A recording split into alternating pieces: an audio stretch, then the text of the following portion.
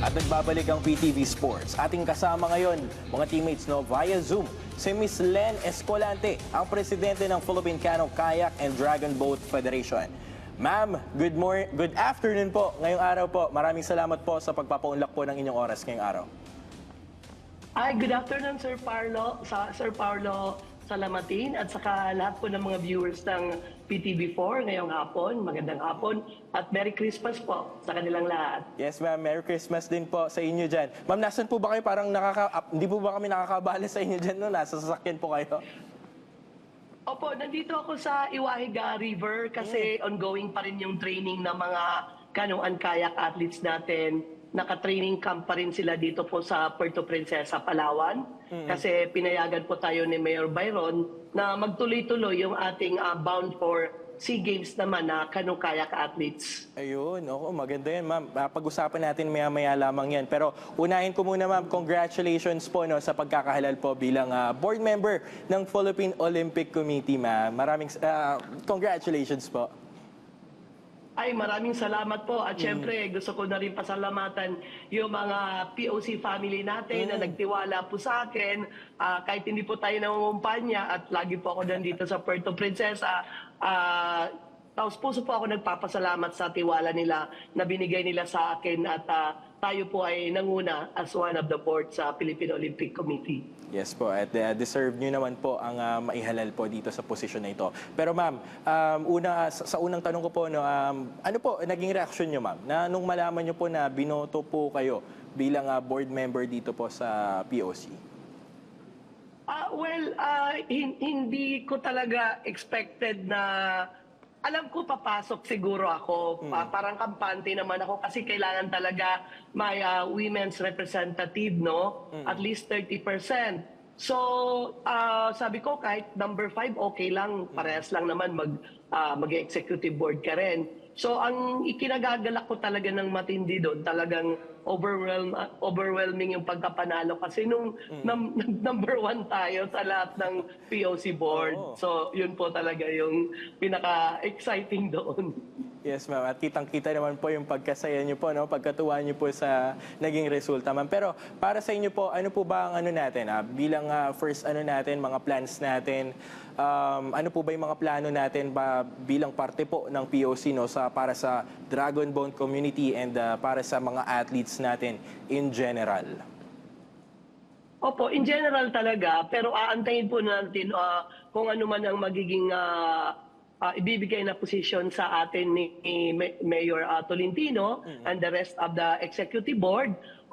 Siguro magkakaroon kami ng meeting once na ma-proclaim na po kami, or mag-oath na po kami.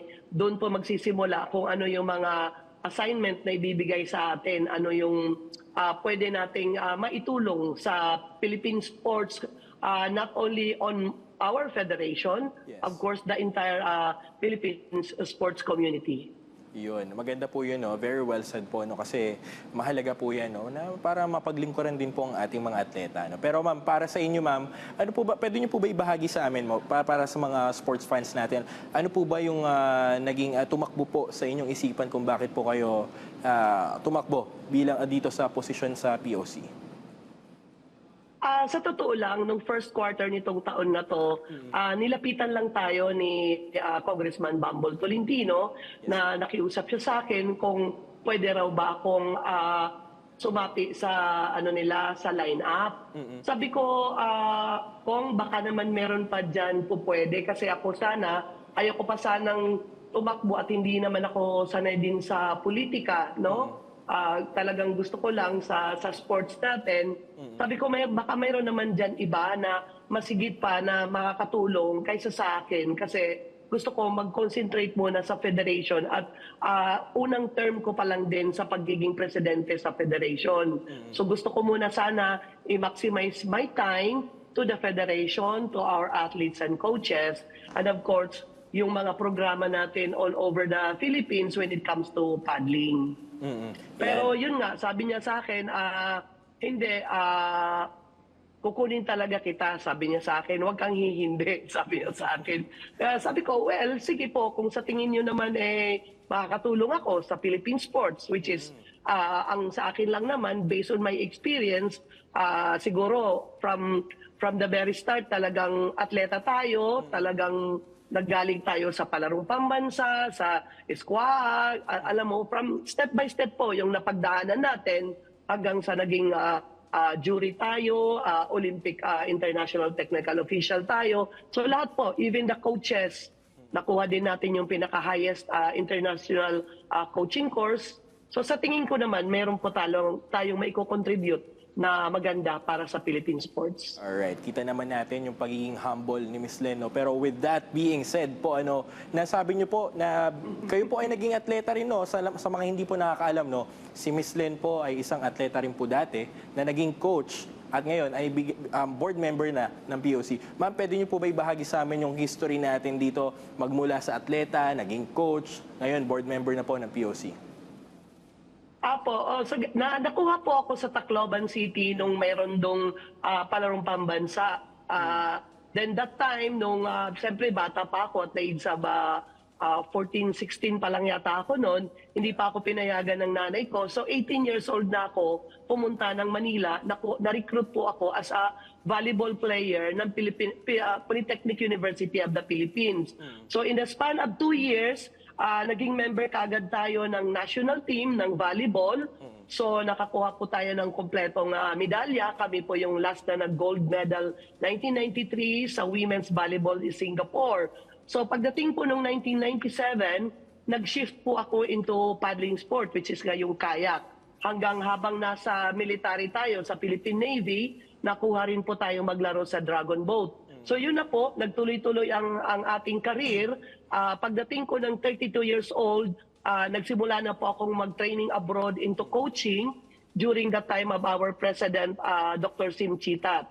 So habang nag-training ako abroad and then I played as a kayaker and a dragon boat player, at the same time, naging playing coach po tayo. And then nagsiseminar ako sa Hungary, nakuha natin yung level 3 ng coaching. And then yun po, nagsimula na tayo maging technical official, nag-o-officiate tayo sa Asian Games, SEA Games, Olympics, and all World Championship when it comes to paddling po. So yun po yung mga experiences natin. And then, of course, we conduct international races also here in the Philippines. Ayan, kita naman, narinig naman natin kung gaano kalaki o kadami, kaganda yung credentials ni Ma'am Len dito bilang presidente po ng Philippine Canoe Kayak Federation. Pero Ma'am, pwede niyo po ba, yan nga, with that being said, about doon naman po sa natin, overall champion, kita natin yung mga credentials na binanggit po natin, naging resulta po yan bilang overall champion sa ICF Dragon Boat World Championships na kung saan nakakuha tayo ng 11 golds, 20 silver at 8 bronze. Pwede niyo po ba ibahagi sa amin ano po yung masasabi niyo po about dun sa pagiging overall champion natin dun sa katatapos lang na event? Well, napakagandang result po noon na nangyari kasi alam mo naman pagka mag-host tayo, kailangan natin i-please ang ating mga kababayan, no? Hindi ko akalain na makukuha natin overall. It's the first time na nakuha ng Pilipinas ang overall champion when it comes to Dragon Boat. At ito kasi ang pinakamalaking participation ng international pagdating sa World Championship ng Dragon Boat. So, nag-start kaming mag-join ng World Championship, if I'm not mistaken, since 2012. 2014, 2016. So every 2 years po kasi itong ginagawa. So ngayon talagang matagal ko ng pangarap na kailan kaya tayo mag-overall. So everybody na mga national federation talagang they're aiming to be an overall champion kasi napakahirap po nun. It needs a lot of participants and events na sasalihan mo. So nataon at blessing na dito sa Pilipinas ginawa. Of course, nag-come up kami ng maraming paddlers all over the Philippines. Nagpa-try out tayo ng mga senior 40 plus at nagpa-try out tayo ng 50 plus na seniors. And we have also junior 18 and under. And we have open category which as the national team, yun yung open category, the senior. So nakamap natin lahat yon kaya sobrang pasalamat ko na naging maganda nagtulungan po talaga ang mga paddlers natin. Imagine, first time na nagkaroon tayo ng entries na 223 paddlers all over the Philippines. At yun ay kinabibilangan po ng ating junior team. We have 33 paddlers sa junior. We have 47 sa senior. We have 70 paddlers doon sa Masters 40. And we have 43 paddlers naman from Cebu na mga 50 plus, and included na rin po doon ang Masters 40. So sobrang dami po ng paddlers natin na lumahok doon, kaya po natin nakuha ang overall champion. Pero Miss Len, with all those achievements po na nakuha natin, ano po, pwede niyo po ibahagi sa amin yung mga naging challenge? Kasi nabanggit niyo po kanina, no, yung mahirap makuha itong achievement na to, pero pwede niyo po ba ibahagi sa amin kung ano-ano po yung mga challenges na kinaharap natin dito, Philippine Dragon Boat Team, para ma-achieve itong mga ano natin, yung magandang resulta na nakuha natin dito sa event na ito? Ang pinakamahirap po dito, Sir Paolo, kasi ang iba nating mga atleta, ang mga paddler is nasa military. So nahirapan kaming i-detailed sa kaagad sa national team. So bali parang lumalabas, 3 buwan lang sila talaga sumakay sa isang bangka. Di katulad ng mga masters din natin, kahit yung mga taga Cebu at saka dito sa Manila, nagpa-try out po tayo 6 months prior. Yun po yung nangyari. So, even the junior natin, no, na inassign ko sila, doon sila nag-training camp sa Davao City, parang 3 months din sila nagkasama-sama. So, ang mahirap kasi sa Pilipinas is different islands tayo.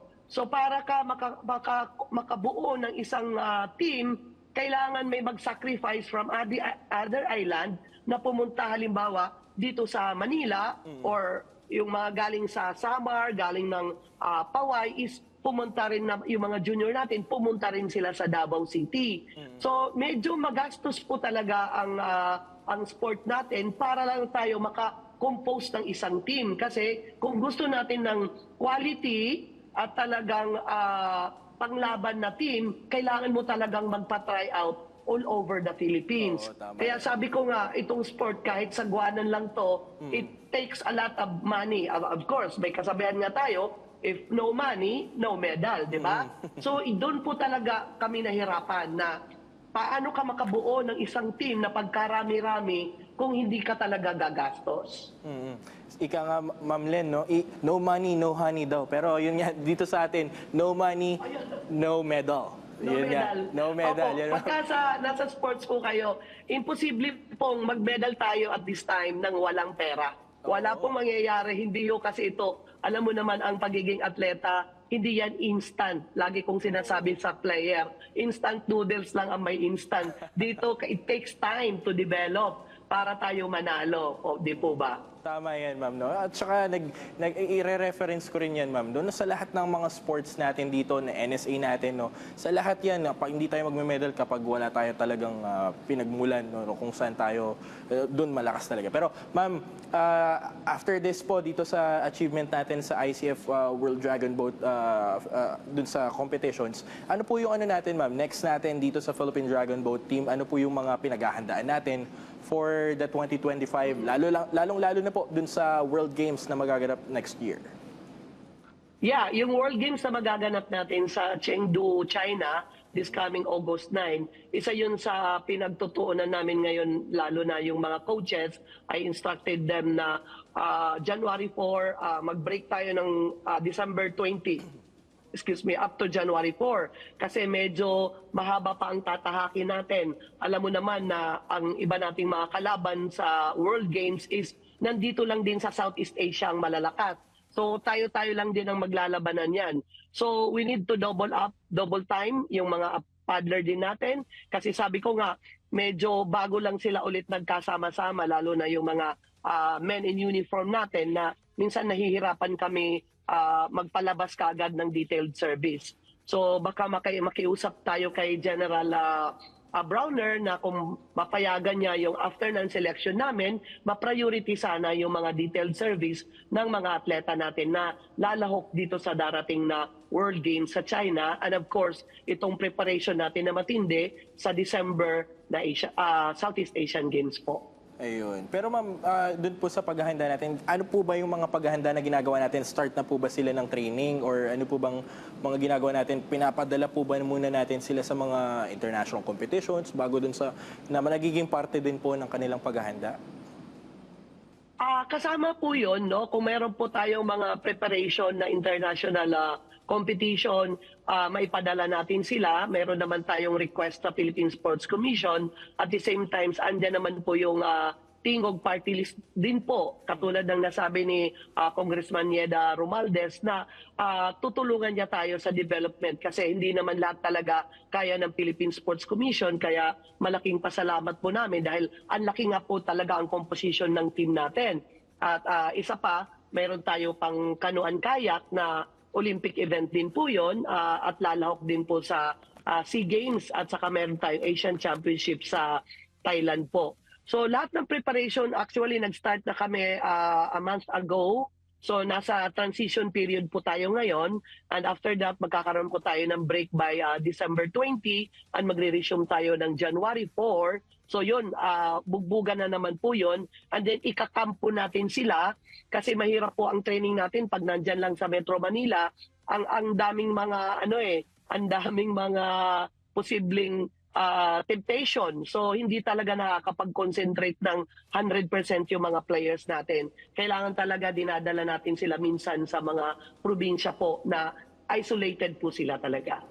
Maganda yan, ma'am, no? Pero dito po, last natin siguro, ma'am, message nyo na lang po and ano pong siguro masasabi nyo po overall dito sa Philippine Dragon Boat team po?